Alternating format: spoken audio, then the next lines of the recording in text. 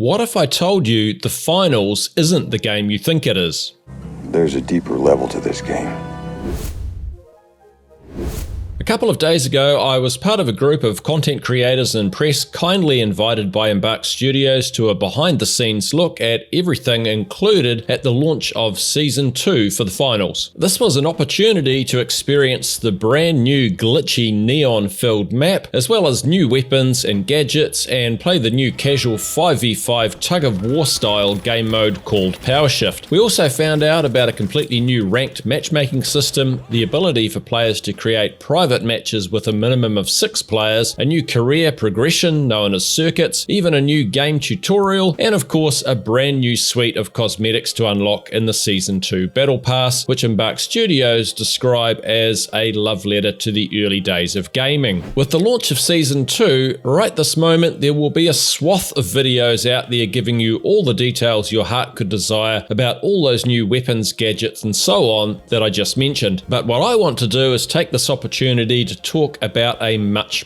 bigger picture, and that is how Embark Studios are drawing on creative influences that will push the game's story and lore in a direction that is going to see the finals define a new subgenre of arena shooter games. The lead up to Season 2 has seen evidence of the mysterious entity CNS hacking the Embark website, the finals Twitter account, the finals website, the finals YouTube channel, the website of in-game sponsor Holto, and the finals Discord. During the presentation part of the event, the game's creative director Gustav Tillaby described CNS as a rogue hacking collective and said that they're kind of the unlicensed sponsor for Season 2, and added that the showrunners, they're not quite sure what CNS really wants or what their impact on the game show will be, but their influence on the arena and this new season will be tangible. So in short, the game show has been hacked. With access to assets and source files, CNS has introduced its own arena. They call it SYS HORIZON, or just Horizon for short. It's a glitchy neon-filled cityscape that's partially loaded and out of place. Voxel bridges create pathways between buildings, and pieces of floating glitch geometry allow contestants to parkour throughout the arena. Having played the new map, I can say that it is a thing of beauty, especially the night version, and a stark contrast to the more normal maps. This map sends us a message that not only is the game expanding beyond the original premise of maps simply being inspired by famous locations like Monaco and Las Vegas, but also that the lore of the game is beginning to evolve the game itself. So now is the perfect time to talk about the abundance of creative and narrative influences that Embark Studios have drawn on as they've developed the finals and its story. From a 1980s Arnold Schwarzenegger movie to spaghetti westerns to a 1990 arcade game to top-tier modern motor racing to what might be described as a narrative rabbit warren of movies, TV series, and the best-selling PC game of the 1990s, all of which share themes that I think will come to define this game. It would be easy for us to distill the finals down to simply being an arena-based FPS with copious amounts of destruction made by developers that include some of those who are key players in the development of the Battlefield franchise. And while there are obvious influences carried over from the game of Battlefield to the finals, especially in some elements like gunplay and destruction, I think that would be a pretty superficial way to describe a game that is liberally laced with many other creative influences, some of which are instantly recognizable and some of which point strongly to a very elaborate and for many an entirely unexpected path ahead for the finals. I'll come back to that later in the video, but let's begin by looking at how the creative influences on the finals fall broadly into two categories. Firstly, there are creative works that have been drawn on directly as inspiration for the finals gameplay. Secondly, and perhaps most interestingly, there are creative works, mostly movies and TV series, whose themes have been drawn on to help create the story and lore of the finals. These influences might initially seem a bit superfluous for an FPS arena shooter. Still, in this video, I'll open your eyes as we take a deep dive into how a common narrative theme from a group of movies and TV series is slowly emerging within the finals lore and may play a a major role in the game's future. One thing I will mention before we dive in proper, there are some spoilers contained in this video, especially around the films and TV series whose themes, plots and other elements have been drawn on by the Embark Studios team. So keep that in mind as I go through them. If that's important to you, I suggest you use the video chapters to skip ahead if you want to avoid spoilers for any specific inspirations for the game. With that warning out of the way, let's start with the influences that we can see have been pretty directly referenced for the gameplay. I'll begin with what's a gameplay pillar within the finals, and that's the 3 builds, light, medium and heavy. This idea of 3 team members of varying body sizes, each with individual abilities, isn't new. If you've watched my videos for a while, you may vaguely recall that spaghetti western films came up as a clue in the alternate reality game Easter egg puzzles way back in October 2022. Part of that clue series included a film director named Gianfranco Parolini, who was an Italian film director making westerns in the 1960s and 70s under the name of Frank Kramer, including a series of films revolving around the character Sabata, played by Lee Van Cleef. In the original Sabata movie, after a bank safe is stolen, Sabata teams up with a heavy-bodied Confederate Army veteran and a tiny acrobat, with Sabata effectively fulfilling the role of the medium build. Each of the characters uses skills relating to their build, and they represent an excellent basis for the 3 builds in the finals that we're familiar with. The builds might not have been the only influence drawn on from Sabata either. Near the film's start, a bank vault is busted out of a sheriff's office and the safe is stolen. And when you think about it, for the finals, the cash box that our teams take to the cash out has to come from somewhere, so what better way to kick that process off than busting a cash box out of a vault? One of the most often discussed and more obvious influences for the game whose contestants compete in a virtual world, and that's a film that could be described as hundreds of Easter eggs linked together by a movie, Ready Player One. The film that was released in 2018, the same year as Embark Studios was founded, sees players turning into coins when they're eliminated, and that's a gameplay element that's been included in the finals to make it less about violence and more about the game show theme. Ready Player One also features wrecking balls hanging from cranes smashing into structures during the car racing scene, similar to the wrecking ball wielding cranes we see on the Monaco, Seoul and Skyway Stadium maps. The 1987 Arnold Schwarzenegger film The Running Man is set in a dystopian United States between 2017 and 2019. In the film, the government pacifies the populace through violent state-owned TV shows, the most popular of which is The Running Man, where convicted criminal runners must escape death at the hands of professional killers. Arnold Schwarzenegger plays Captain Ben Richards, a police helicopter pilot who is framed for killing 60 unarmed people and is sent to a prison labor camp. 18 months later, he escapes with 2 resistance fighters who are part of a group that looks to hijack the government-controlled SYS broadcast network's uplink facilities to expose the government's lies, but he's recaptured and is then coerced to compete in the Running Man game show by its charismatic yet amoral creator and host Damon Killian, who is also the founder and CEO of the SYS Corporation. On your marks!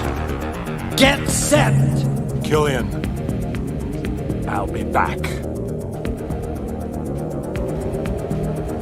Only in a rerun.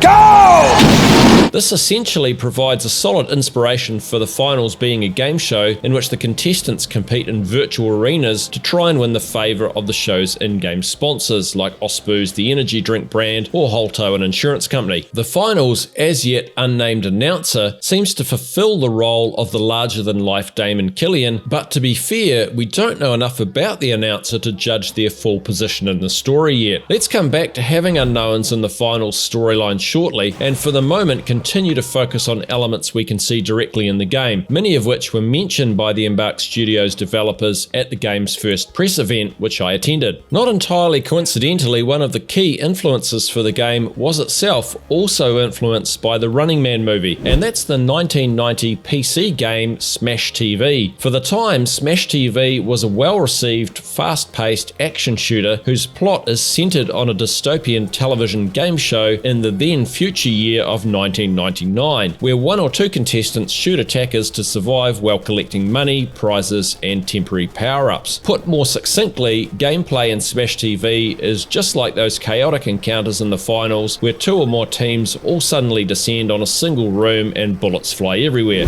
The finals arenas with the cheering and shouting live crowds surrounding the matches during the game are very similar to the American Gladiators TV show that screened from 1989 to the mid-1990s, which itself drew on influences from retro gaming aesthetics, as you can see from this grey box set during a round of the Assault event. That gridline art style is a foundation of the 1982 film Tron, which tells the story of a computer programmer and video game developer who is transported inside the software world of a mainframe computer where he interacts with programs in his attempt to escape. Tron looks quite dated these days, but the gridline art aesthetic is a pretty good match for the virtual map that the finals contestants compete in, and that 1980s gridline and neon-laden art style is something that the new SYS HORIZON map oozes with. Like American Gladiators, Tron's 2010 sequel, Tron Legacy, provides a similar futuristic arena with crowd-filled grandstands as well as a costume design where the clothing's often light-bearing, similar to many of the outfits we see in the finals store. The South Korean television series Squid Game might not seem like an immediate influence for the finals with its utterly brutal outcomes for competitors in that series' games. However, this is a case where you can see the Embark team have only picked the creative gems they wanted, and in Squid Game it's the sound effect of the cash being added to the pool of money that competitors can win.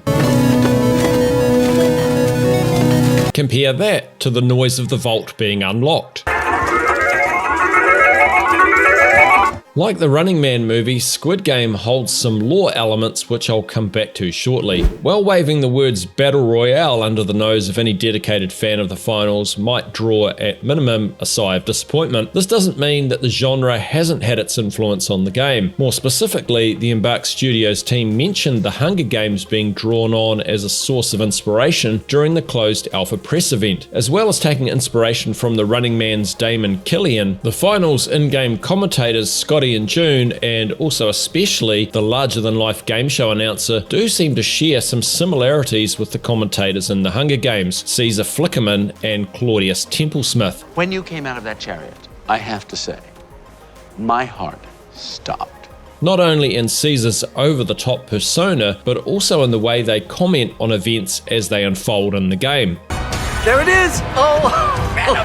Fire in the house! When the Hunger Games event starts, the competitors are immediately drawn into the same central location because that's where the best weapons and equipment are, in the same way that the vaults in the finals and subsequently the cash-out stations draw teams into combat together. Similarly, as the Hunger Games competition unfolds, the organisers can trigger in-game events to force the competitors to move around the arena, a potential inspiration for the finals in-game events that either keep you moving, like the orbital lasers, or that change up the gameplay, like the low gravity event. There might also be some inspiration drawn on from the Hunger Games costume design for some of the outfits offered in the game store, but I think we'll need to have a few seasons of the finals behind us before we can really judge all the inspiration for the in-game cosmetics. The lit up corridor our teams run down as we enter the arena, and some of the team's shots from the trailers, along with the new winning team's podium shots, were immediately recognisable to those of us who are Formula One fans. I must admit, I do like the parallels of a sport worth $17 billion where drivers race at speeds of up to nearly 400 kilometers or 250 miles per hour, with a game whose contestants fight for cash in purpose-built virtual arenas paid for by mysterious in-game sponsors. There are parallels on multiple levels there, especially if we consider that the lore for the finals potentially leans into the concept of hypercapitalism, as mentioned by Spear, a fellow content creator for the finals. F1 is such an excellent and fun influence for the Embark Studios to have called on for inspiration for the game. Will the devs add Daniel Ricciardo's signature shoey celebration as an emote to the game though? Maybe that's a bridge too far, but I'll buy it if they do. Before we move on to the story and lore influences, I'll mention that there are several creative pieces, people, and games that receive loving little acknowledgements or nods within the game. Some of these I've already covered in my videos about the ongoing out-of-game ARG Easter egg puzzles, so I won't dwell on these again. However, here's a couple of quick examples that I don't think I've mentioned previously. This is a sculpture of Polish painter Jan Matejko.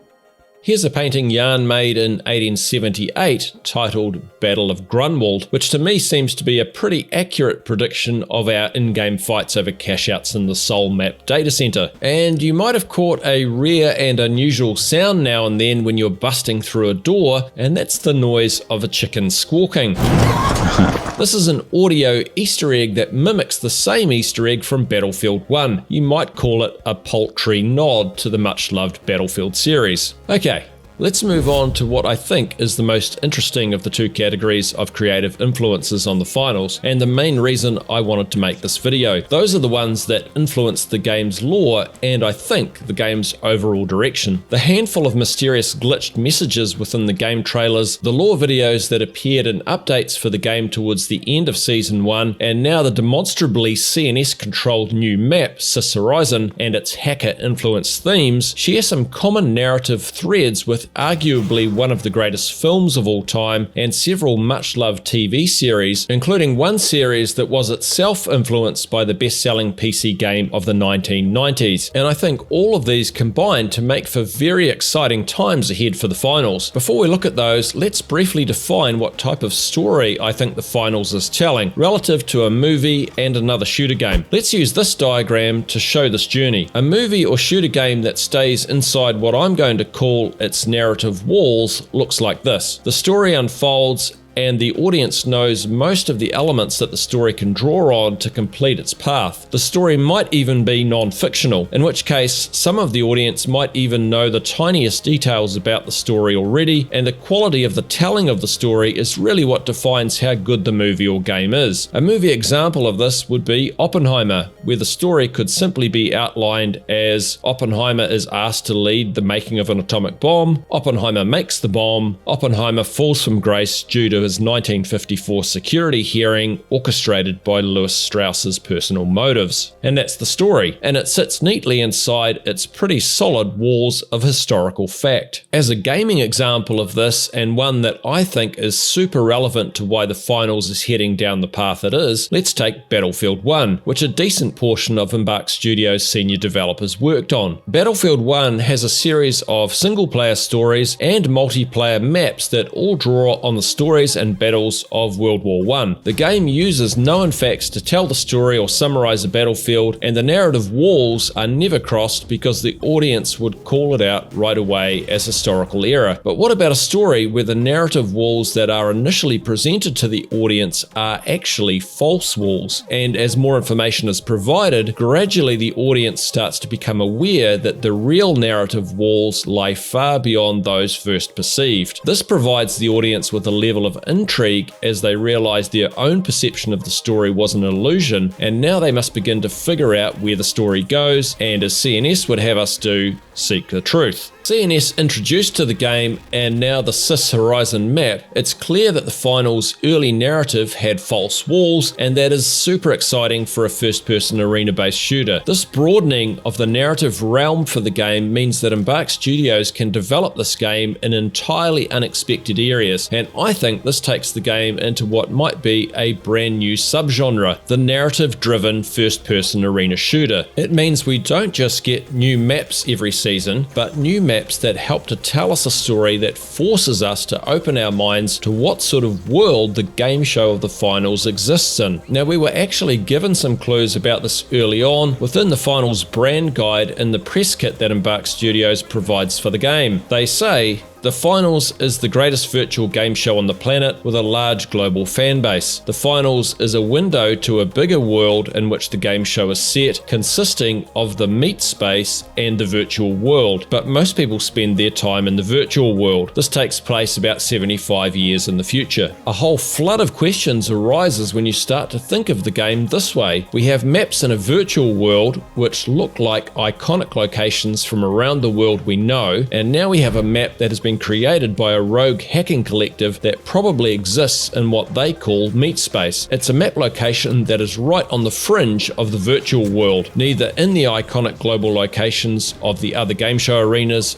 nor in the Meatspace. In later seasons, will CNS drag the entire game show kicking and screaming into the Meatspace? And if so, What will that look like? How many seasons will it take for the game's narrative walls to become clearer? Theoretically, this narrative expansion provides the finals huge potential for what its maps will look like over many seasons to come. And I think this also speaks to some of the chatter there's been going on about the finals in the community. The finals launched to huge interest, peaking a couple of days after it was released at over 240,000 PC players alone. And then obviously those numbers have greatly subsided throughout Season 1. And that's seen people saying things like this game is dead, or that Season 2 is make or break for the finals. And firstly, I think both of those statements are a bit misguided. I see Embark Studios and their owner Nexon playing the long game here and developing the game and its story-driven gameplay over many seasons. And what that means is that this player number curve will continue to do what it's been doing, flattening out and then slowly accumulating new and returning players as they continue to tell its story and grow the ways you can play the game. And with the CNS narrative, Embark have really given themselves the freedom to do that by not confining themselves to a narrow narrative of arenas simply being in iconic locations, which could eventually lose its novelty. It's like Embark Studios have said, what if we took the essence of Battlefield gameplay, but we determine the history and story of the world the game occurs in, and that allows us to do whatever we want with the game. In a metaphorical sense, the story of the finals parallels the story of those senior Battlefield developers breaking beyond the various walls that they were formerly constrained by, and I think that's quite a beautiful concept. Anyhow, let's now look at the creative influences that Embark Studios has called on to follow this path of the story pushing beyond the false narrative walls. Firstly, consider the film that I say is arguably one of the greatest of all time. I've mentioned this movie many times before in my previous videos about the ongoing ARG Easter egg puzzles, but it would be completely remiss of me to skip it simply to avoid repetition. As a game that has players competing in a virtual environment without us immediately understanding what is outside the virtual or what is real, it probably comes as no surprise that The Matrix is going to be an influence on the narrative for the finals. The virtual reality that the finals contestants compete in potentially shares similarities to The Matrix that humanity is unknowingly trapped inside, a simulated reality in a dystopian future that intelligent machines have created to distract humans while using their bodies as an energy source. If you've watched The Matrix, then you've seen both the real and virtual sides of the story, but for us, we don't know what the finals Meatspace outside the virtual arena looks like. Perhaps the city seen in the distance on the new SYS HORIZON map might give us a clue about that. Of course, it's possible we might never actually get to see the Meatspace, but Embark Studios starting to provide narrative in this direction suggests this aspect of the game's story is bound to be expanded on. This narrative evolution from a world that at first appears normal,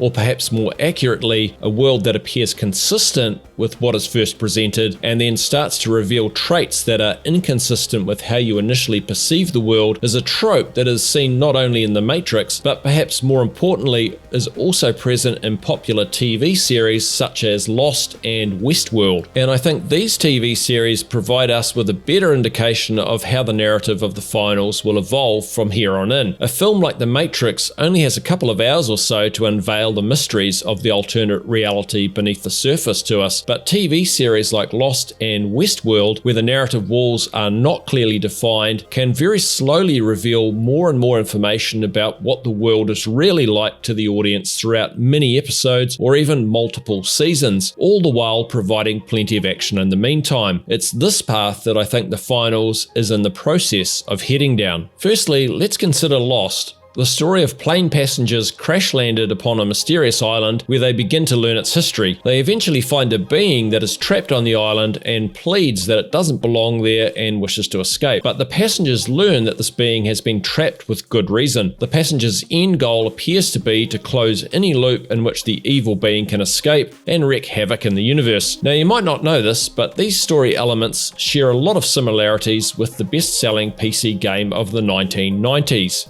MYST. MYST was a beguiling single-player adventure game that sold more than 6.3 million copies worldwide by the year 2000. In MYST, you stumble onto a mysterious island and learn its history. You find two brothers imprisoned in ages, pleading that they don't belong there. You then roam the island and the connected ages to learn that these brothers were evil and locked up for good reason. The end goal is for you to close any loophole in which the brothers can escape their imprisonment to wreak havoc in the universe. We can even start to parallel Lost and MYST with the finals. We as contestants are thrown into a world that's a virtual game show. We've started to learn a little bit about its history. For instance, we know that Scotty, one of the game show's commentators, purportedly competed in the show at a top tier level. Now we've learned about a rogue hacking group that exists beyond the virtual environment and has started to tamper with the game show. But it's way too early for us to know who to trust in this story. Maybe we can't trust anyone. Similarly, the TV series Westworld is a dystopian science fiction western series which begins in a technologically advanced Wild West themed amusement park populated by android hosts. Those hosts start to behave erratically and dangerously towards the park's guests as well as its staff, and later in the series the story setting expands into the real world in the mid-21st century where people's lives are driven and controlled by a powerful artificial intelligence. Again, it's a story whose real narrative walls are revealed super slowly. Also, we can swing back to a series I mentioned earlier in the video, Squid Game. The series revolves around a secret contest where 456 players, all of whom are in deep financial hardship, risk their lives to play a series of deadly children's games for the chance to win a massive cash prize. Those who run the games are initially completely anonymous, from the soldiers to their superiors to the game's financiers. Again, this directly parallels the lore for the finals, where the game show is sponsored by a variety of in-game sponsors that we currently know very little about, along with the lore characters associated with them, but we're given little tidbits of information along the way. So it's creative influences like The Matrix, Lost, MYST, Westworld, and Squid Game that I think tell us how the story of the finals will unfold, which in turn provides Embark Studios the freedom to take this game away from simply being an arena shooter with great destruction. The finals narrative walls are beginning to crumble, and we don't know yet who are the good guys and who are the bad guys, or even if there are any of either. Is this a world full of anti-heroes? Will we ever get to see the Meatspace? If we do get to see a Meatspace arena, my guess is that it might look a little like the dystopian world portrayed in the 1982 film Blade Runner, or its 2017 sequel Blade Runner 2049. And I have to say, when moving through the museum building on the SYS HORIZON map with fog in it, it did look a lot like the Las Vegas building seen in Blade Runner 2049. In fact, the color palette is nearly identical. Now, I don't know when we'll get the answer to all of these questions, but I do think the finals is about to choose which pill to take, and my money's not on the blue one. Let me know in the comments below any other artistic influences in the finals that you've noticed. Thanks for watching this video to the end. Do the usual YouTube business if you want to see more videos from me from now on. Give a like or comment as you see fit, and enjoy the rest of your day. Kia kaha. Stay strong. Everybody knows the world ain't right. Down on your knees, get up and fight.